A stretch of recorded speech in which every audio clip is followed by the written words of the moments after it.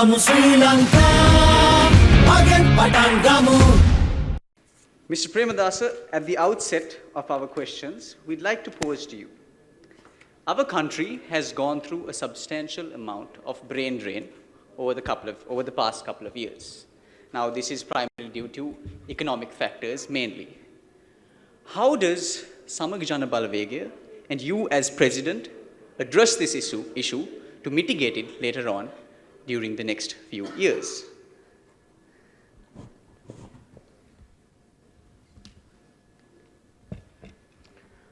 Good afternoon, and thank you for attending this important gathering.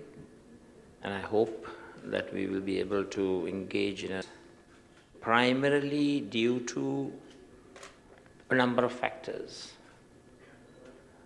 An environment that is not favorable to achieve growth, prosperity, advancement of your careers. So basically this feeling of loss of expectations, lack of clarity, primarily because of instability. Progress is always possible and easy when there is predictability and certainty. Unfortunately, with the multiple crises that we have faced, commencing with the Easter Sunday attack and Corona COVID health crisis, and now the third one, the issue of economic bankruptcy. So these multiplicity of factors have resulted in loss of expectations, lack of faith, uncertainty, instability. Where are we heading as a country? So those factors are the primary causes of brain drain. So we have to address those factors. We have to make sure that even though everything seems pretty dark, that there is a silver lining, that there is light at the end of the tunnel. So when we try to ensure that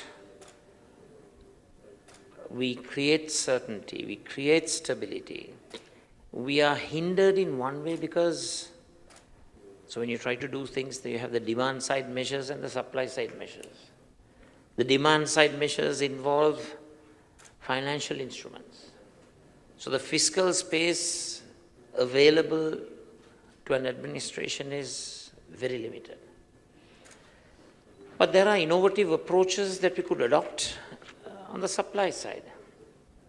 For example, in order to make sure that professionals remain, we provide them with a much fairer tax formula. Now I remember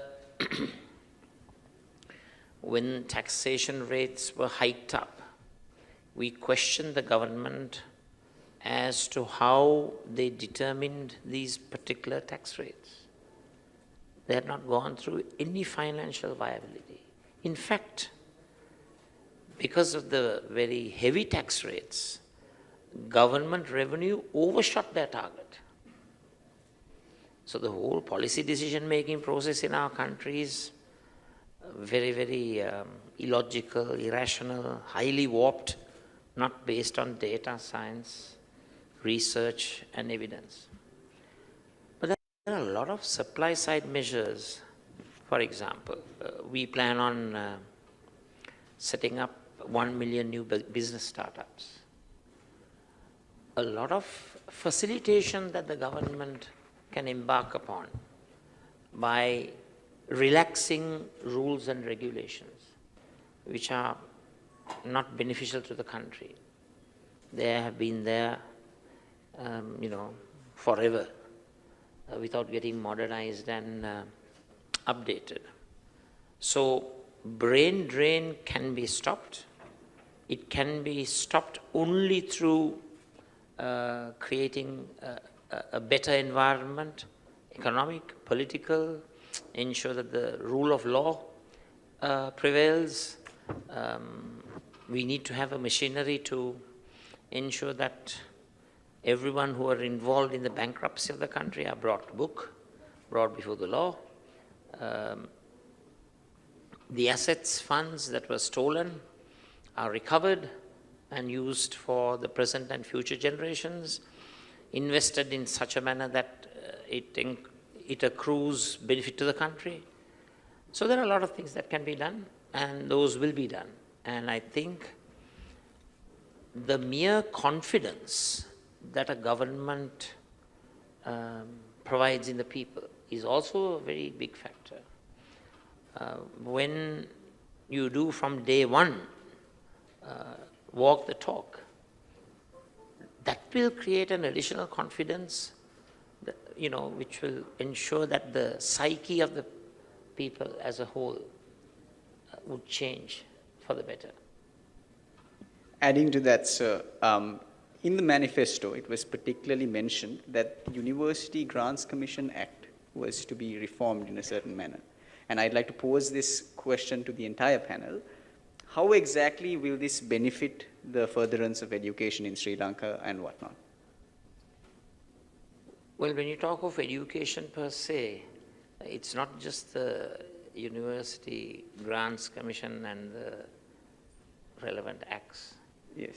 Education in this country has to change from early childhood education. Do you know that if you talk to a pediatrician, they will testify the brain development of a person, 70% of it takes place up to the age of 5. So at a time when your brain develops up to 70%, Sri Lanka as a whole lacks a proper, regulated, formalized, structured preschool education, or now it's called early childhood education. So commencing from the preschool, we intend on reforming the whole education system. I think our system is outdated.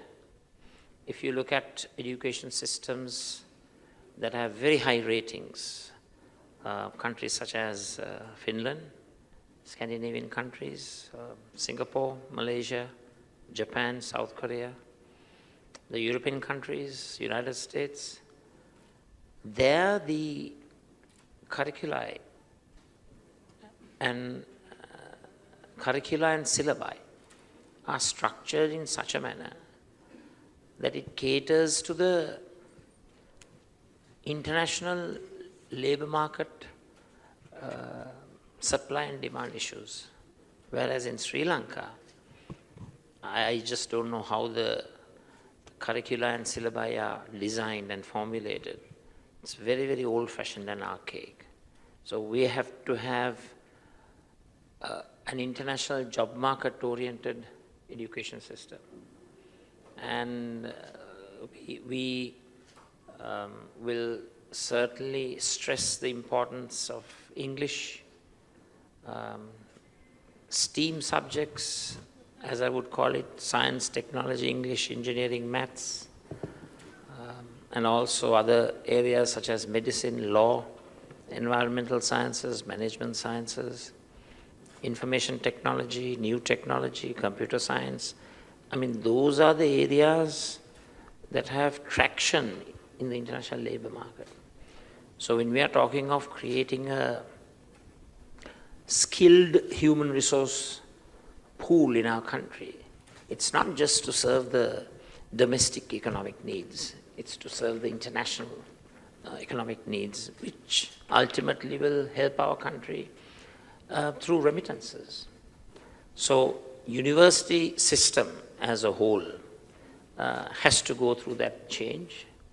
We need to strengthen free education. Just barking about it without fact and substance would not suffice. Now, I'll tell you something that I saw with my own eyes.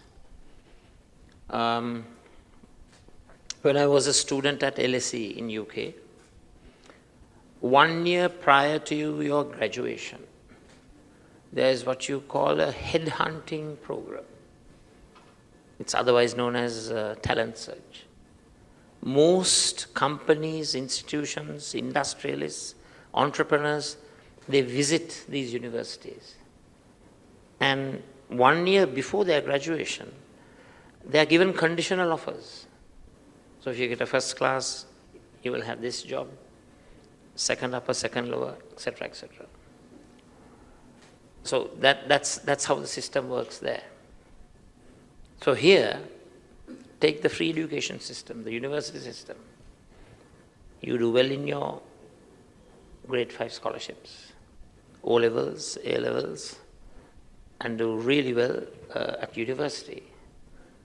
And where else do you go from there? It's either the Lipton Circus or the Fort Railway Station, right? I must not generalize, of course. I would like to exclude areas such as, subject areas such as engineering, medicine, IT.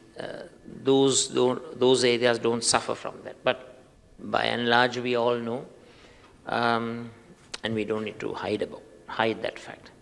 Vast majority of the graduates are from the arts sector, arts faculties, and this is what happens. So free education ultimately results in graduates going to various locations to demonstrate. And that shows the failure of the system. So what we have to do is to ensure that the education system is structured, reformed, designed, and implemented in such a manner that you make sure by the time you're a graduate, you're able to stand up on your own feet. And you will have institutions coming after you, as in the UK, who will be searching for your talent to be employed in their own companies and institutions. So I think the administration of the university structure has to change. And also this situation of politicians appointing these vice chancellors, that has to go out of the window. You have to have a meritocratic system, and we will depoliticize the university system and make sure that we are able to follow the international role models that have exhibited excellent results in education. Well, now that we spoke about education and students, I would like to pose the question to the entire panel. How do you plan to bridge the digital rural areas to